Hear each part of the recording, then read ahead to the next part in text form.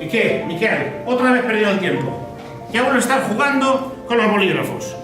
La última vez un 4 y ahora de camino a otro suspenso. Ya estamos. El puchero otra vez. ¿Es tu especialidad? Venga, llora un poquito como una nena. ¿Qué es lo que se te da mejor? Porque estudiar no. Yo también lloro. Yo también lloro. Yo también lloro.